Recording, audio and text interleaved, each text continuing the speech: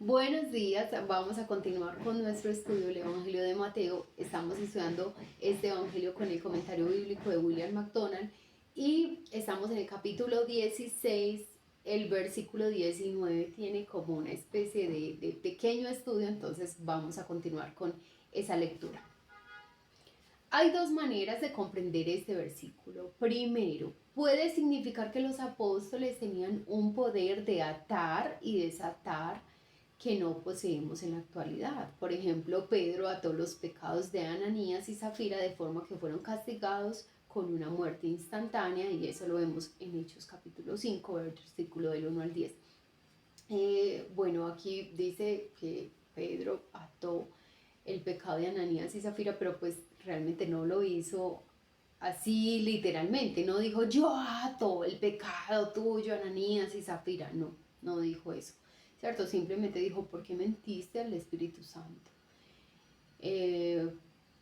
Y pues ahí cayeron muertos, ¿cierto? Pero pues en ningún momento se ve que le está diciendo, ¿por qué ato el pecado de ustedes? En ningún momento. Mientras que Pablo desató al hombre disciplinado en Corintio de las consecuencias de sus pecados. Y como vemos que Pablo desató a ese hombre de las consecuencias de sus pecados, no dijo, yo desato a este hombre de su pecado y entonces ahora puede integrarse nuevamente a la iglesia. No, lo que dijo Pablo fue recibirle. Así desató a este hombre, ¿cierto? Ya él estuvo en una disciplina y él ya cayó en cuenta, volvió en sí, se dio cuenta de su pecado, se arrepintió y ahora quiere restaurarse. Entonces en la iglesia recibirle. Así desató a este hombre de las consecuencias de su pecado, porque había sido expulsado de la iglesia a causa de su pecado. Porque aquel hombre se había arrepentido, y eso dice 2 Corintios 2:10. O bien el versículo puede significar también, el versículo 19 dice, capítulo 16, versículo 19. Y a ti te daré las llaves del reino de los cielos, cuando el Señor le habla a Pedro. Y todo lo que atares en la tierra será atado en los cielos, y todo lo que desatares en la tierra será desatado en los cielos. Entonces dice aquí que otra interpretación de este pasaje puede significar que todo lo que los apóstoles ataban o desataban en la tierra tenía que haber sido ya atado o desatado en el cielo. Así es que Rari dice, el cielo, no los apóstoles, inicia todo acto de atar y desatar, mientras que los apóstoles anuncian estas cosas. No es una iniciativa meramente de los apóstoles, no es como que ellos decidieron atar y desatar, sino que si algo está atado desde los cielos. Ellos simplemente reciben esa autoridad para como anunciarlo en esta tierra. De hecho, Ananías y Zafira cayeron muertos por su pecado, pero ya era una consecuencia que ellos estaban arrastrando por su pecado, ¿cierto? O sea, ya estaba establecido por el Señor, no se podía mentir, no se podía robar, y mucho menos al Señor. Obviamente cualquier persona que hiciera esto, pues iba a recibir una consecuencia. Entonces, pues nada nuevo hizo Pedro al decir que ustedes... vamos a ver cómo dice Hechos, ¿sí? Vamos a leer exactamente cómo dice Pedro a Ananías y a Zafira. Dijimos que era Hechos 5, ¿cierto? Hechos 5. Vamos a leer esa historia. Hechos capítulo 5, versículo 1 dice, pero cierto hombre llamado Ananías, con Zafira su mujer, vendió una heredad y sustrajo del precio, sabiéndolo también su mujer. Ella era consciente de lo que estaba haciendo este hombre, y trayendo solo una parte la puso a los pies de los apóstoles. El contexto es, ellos ya habían decidido vender esa propiedad, pero iban a dar todo el valor de la venta de la propiedad para la obra del Señor, ¿sí? Y no lo hicieron así. Sustrajeron una parte y solo trajeron una partecita para la obra del Señor. Y dijo Pedro, Ananías, ¿por qué llenó Satanás tu corazón para que mintieses al Espíritu Santo y sustrajeses del precio de la heredad? Reteniéndola, no se te quedaba a ti. Es decir, si tú no la vendes, se quedaba esa propiedad contigo, seguía siendo tuya, si tú retienes esa propiedad y no la vendes, sigue siendo tuya. Pero vendiéndola no estaba en tu poder, no era toda el dinero que habías conseguido por la venta de esa propiedad, no era todo tuyo. ¿Por qué pusiste eso en tu corazón? ¿Por qué decir voy a dar esto para la obra del Señor y finalmente no hacerlo, sino como, ay, yo vas a dar solo una parte? Este es el diezmo, es el 10%. Ay, no, pero yo le voy a dar el 0.5 al Señor. No, el 10 es mucho. Yo le decía a mi esposo una vez, porque es diferente, si a ti te dan 100.000 pesos, diezmar 10.000, pero si a ti te dan 3 millones, diezmar 300, si a ti te dan 100 millones, diezmar 10 millones, es otro nivel. Pero ¿sabes qué? Es que todo es de Él, el 100% es de Él. Y cuando tú y yo damos una ofrenda para la obra del Señor, es solo una parte de lo mucho que Él nos deja disfrutar. Si tú das el diezmo, el 10%, tú solo estás dando un 10% de un 90% que Él te da el privilegio de disfrutar. Todo es de Él. Si Él quisiera, no nos daba nada. La propiedad era del Señor. El dinero, todo era del Señor.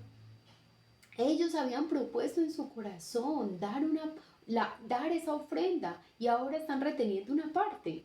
Después de haber como dado su palabra al Señor, Señor, yo te voy a vender esto y te lo voy a dar todo. Y ya después, no, Señor, no, todo no, es que es mucho. Yo le doy una partecita, Señor. ¿Por qué pusiste esto en tu corazón? No has mentido a los hombres, sino a Dios. Al oír a Ananías estas palabras, cayó y expiró. Cayó y se murió Ananías. Y vino un gran temor sobre todos los que lo oyeron. Y levantándose los jóvenes, lo envolvieron y sacándolo, lo sepultaron. Mire que en ningún momento yo escucho a Pedro decir, yo te ato. O yo ato el espíritu de mentira que está en ti, o yo ato el espíritu de codicia que está en ti, o no ató nada. Simplemente declaró la palabra. ¿Por qué dejaste que Satanás entrara a tu corazón? ¿Cómo es que dice? Llenara tu corazón. Y extrajiste una parte. ¿Por qué mentiste al Espíritu Santo? Esa fue la palabra que declaró Pedro. ¿Y qué pasó? Hubo juicio inmediatamente sobre él. Después dice, pasando un lapso como de 3 horas, sucedió que entró su mujer, es decir, Safira, no sabiendo lo que había acontecido. Ya no sabía que su marido estaba muerto. Entonces pasaron 3 horas y Ananías no llega. Se fue a ver qué pasó. Entonces Pedro le dijo, dime, ¿vendiste en tanto la heredad? ¿Sí ven? ¿Sí ven cómo? En el principio tú y yo no, pero no parece que Ananías hubiera propuesto en su corazón dar toda la heredad. Pero con esta pregunta que Pedro le hace a Safira nos queda súper claro. Vendieron la propiedad en 100 millones de pesos y llevaban 40 millones. Entonces le dice Pedro pues esto es un ejemplo, ¿cierto? Yo no estoy diciendo que pues en ese precio no la vendieron, esto es un ejemplo para que tú y yo comprendamos. Y le dice Pedro a Safira, ustedes vendieron en 40 millones la propiedad. Y le dice Safira, sí, en 40 millones. ¿Qué dice? Ella dijo, sí, en tanto. En eso la vendimos. Y Pedro le dijo, ¿por qué conviniste en tentar al Espíritu del Señor? ¿Por qué te pusiste de acuerdo con tu marido para decir mentiras? ¿Por qué te pusiste de acuerdo con tu marido para pecar? Tú eres la ayuda idónea. Tú y yo somos las que tenemos que ser esa atalaya. El tropiezo para el pecado del otro. He aquí, a la puerta, a los pies de los que han sepultado a tu marido. Mira, ¿sabes quiénes acabaron de llegar? Los que sepultaron a tu marido. Y te sacarán a ti también. Al instante ella cayó a los pies de él y murió, expiró. Y cuando entraron los jóvenes la hallaron muerta y la sacaron y la sepultaron junto a su marido. Ay, qué tremendo este pasaje. Entonces, mira que no está haciendo Pedro ahí nada, no hizo nada nuevo, simplemente declaró la palabra. En el Antiguo Testamento, todo el que mentía tenía que ser apedreado. El que no cumplía la ley tenía que morir de una vez. Sentencia de muerte. Entonces Pedro aquí lo que está haciendo es declarar la palabra, ¿cierto? Entonces cuando el Señor le dice que le da esa autoridad para atar y desatar, es simplemente declarar o anunciar lo que ya está en el cielo establecido. La única forma en que este versículo es cierto hoy es en un sentido declarativo. Cuando un pecador se arrepiente de sus pecados y recibe a Jesucristo como Señor y Salvador, un cristiano puede declarar que los pecados de aquella persona han sido perdonados. Esta es la única forma en la que tú y yo podemos aplicar este pasaje en este tiempo.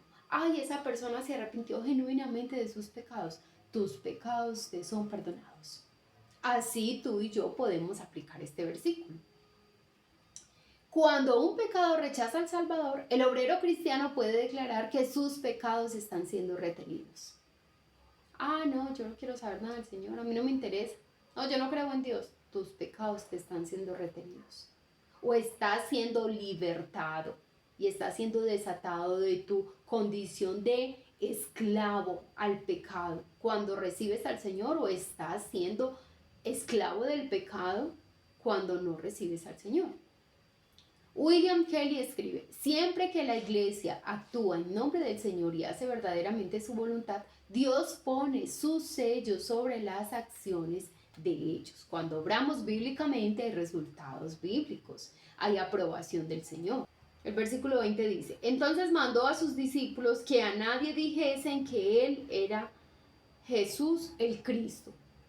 Otra vez hallamos al Señor Jesús mandando a sus discípulos que a nadie dijesen que Él era el Mesías, debido a la incredulidad de Israel. No se lograría ningún bien con tal revelación, y podría darse un perjuicio positivo de un movimiento popular para coronarle como rey. Una acción tan inoportuna sería implacablemente aplastada por los romanos. Stewart, que designa esta sección como el punto inflexible del ministerio de Jesús, escribe: aquel día en Cesarea de Filipos marca el punto culminante de los evangelios. Desde ese punto en adelante, la corriente comienza a manar en otra dirección. La corriente de la popularidad que parecía en los primeros días del ministerio de Jesús como que podría llevarle al trono, había ahora quedado atrás. La marea crece hacia la cruz. En Cesarea, Jesús estuvo, por así decirlo, en la línea divisoria. Fue como una cumbre desde la que él podía ver tras sí todo el camino que habían dado, y delante de él el camino oscuro y lúgubre. Echó una mirada allá donde aún resplandecía la memoria de unos días felices y emprendió el camino hacia las sombras. Su camino se dirigía ahora hacia el Calvario. Versículo 21. Vamos a leer entonces del 21 al 23 en nuestras Biblias. Desde entonces comenzó Jesús a declarar a sus discípulos que le era necesario ir a Jerusalén y padecer mucho de los ancianos. Yo quiero que recuerdes lo que acabamos de leer, las citas anteriores que acabamos de leer. Pedro diciendo: tú eres el Cristo, el Hijo del Dios viviente. Yo no sé cuántas horas pasaron. Vamos a ver si William aquí da alguna luz de esto. Pero unas horas después, miren lo que pasa. Vamos a volver a leer. Desde entonces comenzó Jesús a declarar a sus discípulos que le era necesario ir a Jerusalén y padecer mucho de los ancianos, de los principales sacerdotes y de los escribas, y ser muerto y resucitar al tercer día. Entonces Pedro, después de haberle dicho: tú eres el Cristo, el Hijo del Dios viviente, tomándole aparte, comenzó a reconvenirle, dice. Una versión más antigua dice a regañarle, a reprenderlo al Cristo, al Hijo del Dios viviente. Empezó Pedro a reprenderle, diciendo: Señor, ten compasión de ti, en ninguna manera esto te acontezca. ¿Cómo se le ocurre, Señor? Pero él, volviéndose, dijo a Pedro: quítate delante de mí, Satanás. Me eres tropiezo, porque no pones la mira en las cosas de Dios, sino en la de los hombres. Uy, qué tremendo. Qué tremendo este pasaje. Vamos a desarrollarlo. Ahora que los discípulos se apercibían de que Jesús es el Mesías, el Hijo de Dios viviente, Estaban listos para oír su primera predicción directa de su muerte y resurrección. Ahora sabían que su causa nunca podría fallar, que estaban al lado del vencedor, que el triunfo estaba asegurado. Pasase lo que pasase, estaba asegurado su triunfo. De modo que el Señor comunicó las nuevas a unos corazones preparados. Debía ir a Jerusalén, debía padecer mucho de parte de los conductores religiosos, debía ser muerto y resucitar al tercer día. Las nuevas eran insuficientes para aniquilar cualquier movimiento, por todo excepto el último imperativo: debía resucitar al tercer día. Ahí radicaba la gran diferencia. Mira, es muy impresionante porque el Señor hace varias declaraciones. Va a padecer, va a morir, pero va a resucitar. Parece que los discípulos solo escucharan: voy a padecer y voy a morir. Y por eso Pedro se desespera y empieza a regañar a nuestro Señor. Y yo creo que así nos pasa a veces. El Señor te dice: en este mundo tendréis aflicción. Pero también dice: pero no os preocupéis, pero estén tranquilos. Yo he vencido al mundo. Parece que tú y yo solo a veces escucháramos: en este mundo tendrán aflicción. En este mundo serán... El Señor dice que Él no nos prueba más allá de nuestra capacidad, que nunca pone cargas que no podamos llevar. Y tú y yo parece que solo escucháramos lo de la carga, lo de la prueba, pero se nos olvida que Él dijo que no pone una carga que no podamos llevar. Ahí está la promesa. Dice que tendremos aflicción, pero que Él ha vencido al mundo. Siempre hay una promesa de parte del Señor. Cuando el Señor nos advierte que vamos a tener algún sufrimiento, alguna aflicción en este mundo, que vamos a sufrir de alguna forma, también deja una promesa ahí para nosotros. Una promesa cargada de esperanza, de consuelo. Y parece que en este pasaje pasó, y pues igual pasó con los discípulos, pasó lo mismo con los discípulos. Solo escucharon: voy a padecer y voy a morir. ¿Dónde quedó lo de la resurrección? Versículo 22. Pedro se sintió indignado al pensar que el maestro hubiera de padecer tal tratamiento. Tomándolo como para cerrarle el paso, protestó: Señor, no lo permita Dios, en ninguna manera esto te pase, esto te suceda.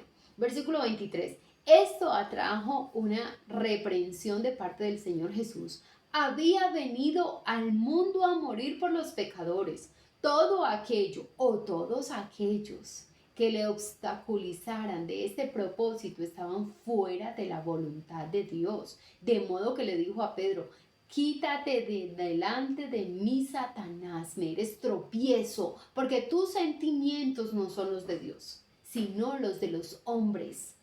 Al llamar Satanás a Pedro, Jesús no implicaba ni que Pedro estuviese poseído por el demonio, ni que estuviese controlado por Satanás. Sencillamente quería decir que las acciones y palabras de Pedro eran las que podrían esperarse de Satanás. El nombre de Satanás significa adversario. ¿Sí ves cómo es diferente? Hay gente, sí, un cristiano sí puede estar poseído por el diablo, porque el Señor le dijo a Pedro Satanás. Satanás significa adversario. Es quien se opone a algo. Pedro, cuando le dice al Señor: Señor, de ninguna manera esto te acontezca, está oponiéndose a la voluntad del mismo Dios. Es que para eso envió el Señor a su Hijo a este mundo, a morir por nosotros, a dar su vida por nosotros y después resucitar. Claro que sí. Entonces cualquier persona que dijera: no, no, no, que usted no muera, se estaba oponiendo directamente a la voluntad perfecta, buena y agradable del Padre. Por eso el Señor aquí le dice adversario. Al protestar contra el Calvario, Pedro venía a ser un estorbo para el Señor. Ay, qué tremendo. Cada cristiano es llamado a tomar su cruz, a seguir al Señor Jesús, pero cuando la cruz aparece en el camino delante de nosotros, una voz en nuestro interior dice: no lo quiera Dios, sálvate. Ay, no, no, no. No, ¿cómo que usted va a recibir esta injusticia? ¿Cómo que con usted se va a hacer esta injusticia? No, ay, Dios no lo quiera. No, no, no. Usted tiene que hacer algo. Usted tiene que defenderse. Usted tiene que acudir a tal recurso. Dios no quiera, no, Dios no le permita eso. ¿Cómo que no? A veces Dios lo permite. A veces Dios lo permite. Dios permite injusticias en nuestras vidas. Y nos dice, cállese, quédese quieto, espere, yo soy Jehová, la venganza es mía, yo pagaré. A veces el Señor permite injusticias, aflicciones, problemas, pero nos venden un evangelio de que no, a usted nada malo le puede pasar. Usted ninguna dificultad debe tener. O bien las voces de seres queridos tratan de apartarnos del camino de la obediencia. En estas ocasiones también nosotros hemos de decir, apártate de mí, Satanás, me eres un estorbo.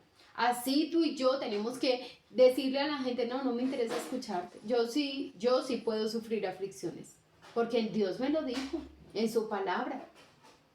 Mira, muchas veces nosotros queremos huir del sufrimiento, queremos huir del dolor, y yo creo que es algo muy natural del ser humano, hay un instinto de supervivencia.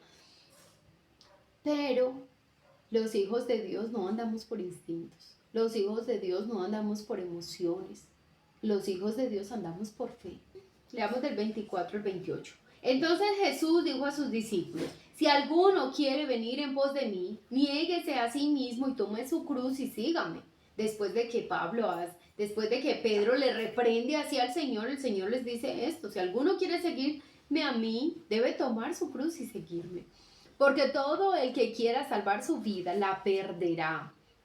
Y todo el que pierda su vida por causa de mí, la hallará. Porque ¿qué aprovechará al hombre si ganare todo el mundo y perdiere su alma? Subraya eso en tu Biblia.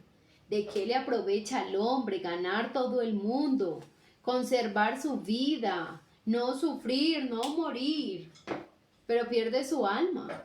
Porque el Hijo del Hombre vendrá en la gloria de su Padre con sus ángeles y entonces pagará a cada uno conforme a sus obras. De cierto os digo que hay algunos de los que están aquí que no gustarán la muerte hasta que hayan visto al Hijo del Hombre viniendo en su reino. Ahí está. Este pasaje es un poquito fuerte. Vamos a ver, William, cómo lo explica. Versículo 24. Ahora el Señor expresa llanamente lo que está involucrado en ser su discípulo, la negación del yo, llevar a la cruz y seguirle.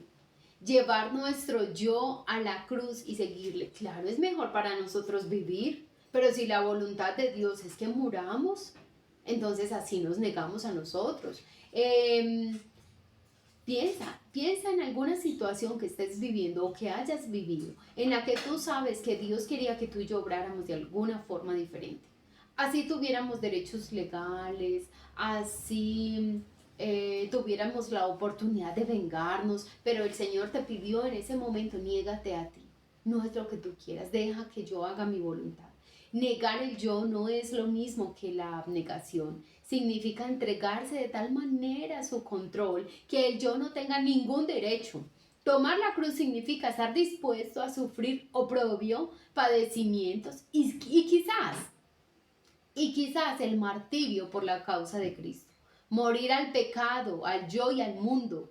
Seguirle significa vivir como Él vivió, con todo lo que ello implica de humildad, pobreza, compasión, amor, gracia y toda otra virtud piadosa. Versículo 25. El Señor contempla dos obstáculos para el discípulo. El primero es la tentación natural a salvarse a uno mismo de incomodidades, de dolores, de soledad o pérdida. ¿Cuántas veces tú y yo hemos hecho cosas sin consultar al Señor o incluso sabiendo que esa no era la voluntad del Señor, por evitarnos incomodidades, por evitarnos dolores, por evitar soledad, estar solos? Qué tremendo, piensa cuántas veces hemos caído en esos errores, o por no tener pérdidas.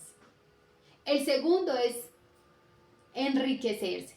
En cuanto a lo primero, Jesús advirtió que aquellos que se abrazan a sus vidas por propósitos egoístas nunca encontrarán plenitud. Los que le abandonan sus vidas a Él sin ninguna prudencia humana, sin contar el costo, encontrarán la razón de su existencia. Versículo 26. La segunda tentación, la de enriquecerse, es irracional. Supongamos, dice Jesús, que un hombre llegase a tener tanto éxito en sus negocios que pudiese poseer el mundo entero. Digamos que posee el mundo entero. Esta loca empresa consumirá tanto de su tiempo y energía que se perdería el propósito central de su vida. ¿De quién le serviría ganar todo aquel dinero y luego morir? Dejarlo todo atrás y pasar la eternidad con las manos vacías. El hombre está aquí para un negocio mucho más grande que conseguir dinero. Escucha bien esto, tú y yo estamos aquí para un propósito más grande que conseguir dinero. Está llamado a representar los intereses de su rey. Si pierde esto, lo pierde todo. En el versículo 24, Jesús les dijo lo peor. Esto es característico del cristianismo. Conoces lo peor desde el principio, pero no dejas luego de descubrir los tesoros y las bendiciones. Barhouse lo expresó bien. Cuando uno ha visto todo lo que es lúgubre en las Escrituras, no queda ya nada que pueda tomarnos de improviso. Cada cosa nueva que jamás vayamos a aprender en esta vida o en la vida venidera vendrá como un deleite. Versículo 26. Ahora el Señor recuerda a los suyos la gloria que sigue al padecimiento.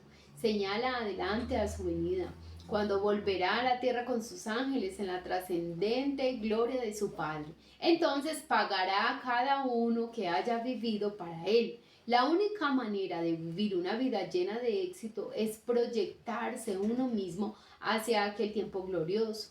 Decidir qué es lo que será realmente importante entonces y entregarse a aquello con todas sus fuerzas. Versículo 28. A reglón seguido hizo la sorprendente afirmación de que había algunos de los que estaban ahí con él que no gustarían la muerte hasta que lo hubieran visto venir en su reino. Vamos a ver qué significa esto. El problema naturalmente es que todos estos discípulos han muerto, pero Cristo no ha venido en poder y gloria para restablecer su reino. Este problema queda resuelto si pasamos por alto el intervalo entre este capítulo y el siguiente y consideramos los primeros 8 versículos del siguiente capítulo como explicación de su enigmática declaración. Estos versículos describen el incidente en el monte de la transfiguración. Allí Pedro, Jacobo y Juan vieron a Cristo Jesús transfigurado. Tuvieron en realidad el privilegio de tener una visión anticipada de Cristo en la gloria de su reino. Estamos justificados al contemplar la transfiguración de Cristo como imagen anticipada de su reino venidero. Pedro describe este acontecimiento como el poder y la venida de nuestro Señor Jesucristo en 2 de Pedro 1:16. Vamos a leer. 2 de Pedro, capítulo 1, versículo 16. Porque no os hemos dado a conocer el poder y la venida de nuestro Señor Jesucristo siguiendo fábulas artificiosas, sino como habiendo visto con nuestros propios ojos su majestad. ¡Ah, qué tremendo! Entonces, cuando este versículo 28 dice, de cierto os digo que hay algunos de los que están aquí que no gustarán la muerte hasta que hayan visto al Hijo del Hombre viniendo en su reino, puede significar que Santiago, Jacobo y Pedro, ¿cierto? Que fueron los que fueron con el Señor al monte de la transfiguración, Jacobo, Juan, sí, y Pedro, ellos vieron al Señor en su gloria.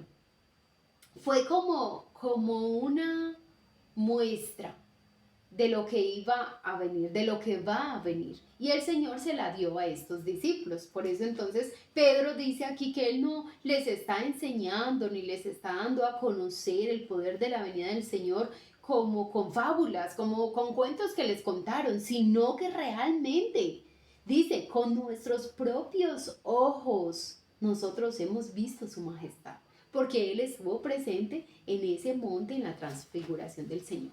El poder y la venida del Señor Jesús se refiere a su segunda venida y Juan se refiere a la experiencia en el monte como aquel tiempo cuando vimos su gloria, gloria como del unigénito del Padre, en Juan 1:14. La primera venida de Cristo fue en humillación, en su segunda venida será en gloria, Así la predicción del versículo 28 se cumplió en el monte. Pedro, Jacobo y Juan vieron al Hijo del Hombre no más como el humilde nazareno, sino como el Rey glorificado.